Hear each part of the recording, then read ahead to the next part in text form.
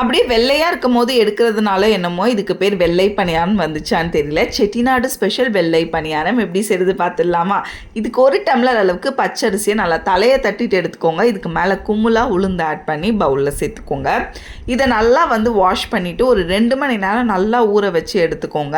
நல்லா ஊறினதோ மிக்சர் ஜாரில் சேர்த்து தோசை மாவு கன்சிஸ்டன்ஸை தண்ணி ஊற்றி நல்லா மைய அரைச்சி எடுத்துட்டு இதில் தேவைக்கேற்ப உப்பு ஆட் பண்ணிக்கோங்க. 1/2 ஸ்பூன் அளவுக்கு சர்க்கரை ஆட் பண்ணிக்கோங்க.